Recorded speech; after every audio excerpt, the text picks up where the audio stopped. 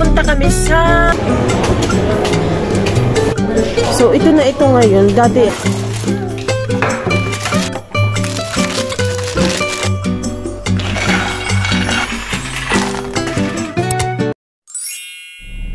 Papunta kami sa bagong bukas na supermarket dito malapit sa amin sa gate lang. Bale, iyon ay nagsara dahil ni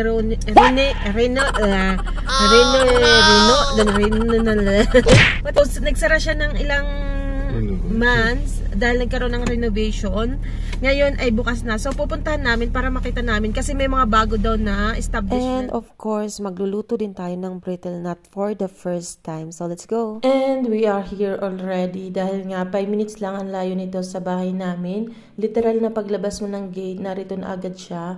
And dati dito kami namimili dahil nga malapit siya and pwedeng lakarin. Kaso nagsara nga dahil nga inayos at nag-renovate dito. After 7 months or 8 months, ay binuksan na uli. So ngayon yung day ng opening nila at maraming sale. So titingnan namin kung ano ang nagbago. So ito na yun sa...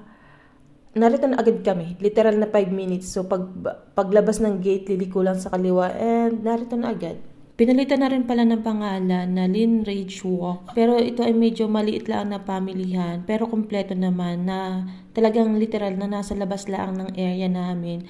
So madali lang mamili dito. Dahil maglalakad lang ako, pwede na ako makabili ng kailangan. So hindi na mahihirapan. And ito na yung bagong mall. Maganda. Malaki ang iginanda. And dati may antique shop dito. And doon naman sa kabila ay yung bilihan ng mga yung ginagamit sa pagbibake or ng bakers. Tapos dito naman ay gumanda na yung loob. Sa paglalakad-lakad namin mag-asawa, napansin talaga namin na malaki ang pinagbago yung sa ceiling and maraming napadagdag na store, halos kompleto na. Hindi na namin kailangan pumunta pa sa ibang mall para may bilihin. Dito kasi ay meron ng 2 pharmacy, may pet shop, merong 2 grocery, merong bilihan ng gamit sa bahay, merong cafe, merong restaurant, and meron din para sa mga arts, and yung sa barber shop, meron din para sa mga lalaki at women also na salon.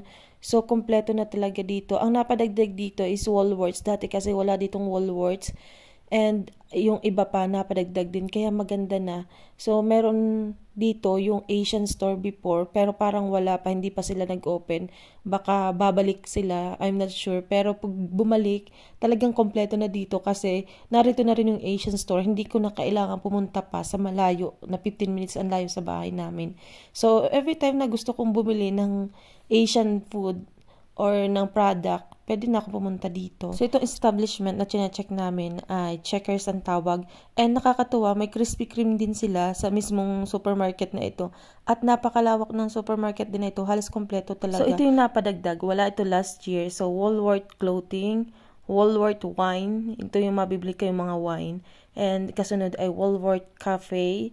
And then, yung kasunod yung pinakang grocery nila. So, ayan, papasok kami dahil mamimili kami dito ngayon. At pagpasok namin ay cupcakes agad yung nakita ko. At ang pinaka-paborito ko din ay carrot cupcakes. Masarap man din. You have papaya, pineapple, oranges.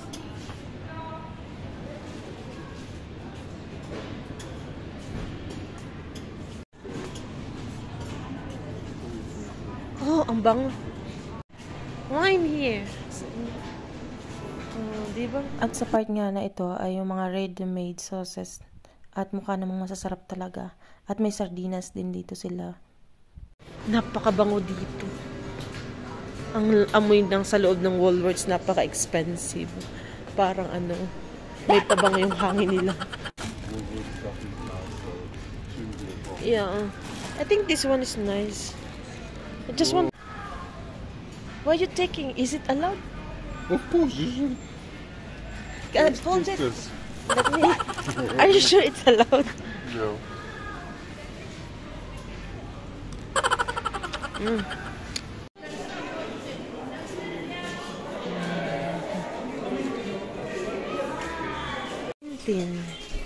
O, 60 pesos. Meron ka ng isang... Look at that. Ang cute. At may blue din. Sign talaga pag tumatanda na, na-attract na talaga ako ay sa mga baso, sa mga pinggan. Ito ang una kong mga pinasok na tindahan, yung mabibilhan ng mga gamit. Pero wala akong bibili na. Tuwang-tuwa lang akong tumingin, pati mga kumot, mga blanket. Sign of aging na talaga. Oh, 179. Oh, ito yung malambot. And dyan nagtatapos ang aming paglilibot-libot. Next time, papasok tayo doon sa cafe and doon sa ibang bilihan ng mga damit. After namin dito, nagaya na akong umuwi dahil nga, sabi ko, magluluto pa ako ng brittle nut. So, fast forward, nakauwi na kami. So, this is my first time na magluluto ako ng brittle nut. Napanood ko lang siya, natandaan ko yung mga step by step. So, di pa rin ako sure kung anong kalalabasan nito. But I hope maging okay. So, let's go. Samahan niyo ako.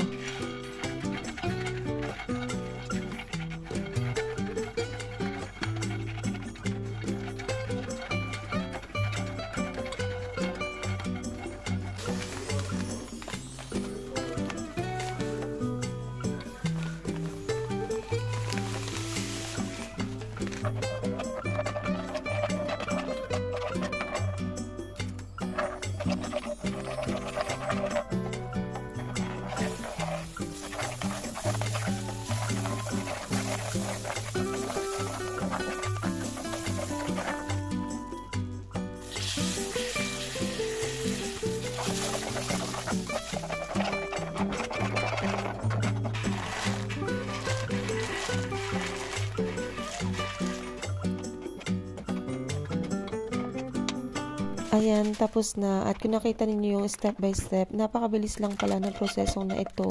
Nalimutan ko lang yung salt. Pero masaya ako sa resulta dahil first time ko magluto ito. Ganito pala talaga pag nag-aasawa. Kailangan lahat ay matutunan, especially pagluluto.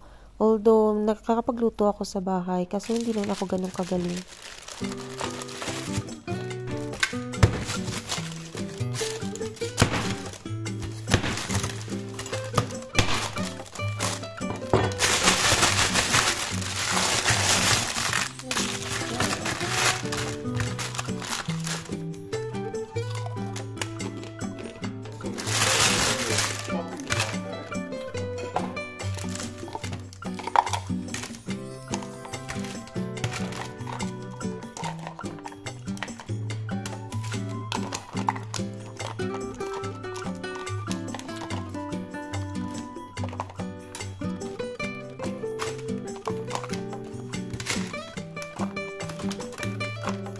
So for now, kung nakarating ka na dito sa dulo ng aking video, don't forget to like, comment, and share, and follow na rin. Bye!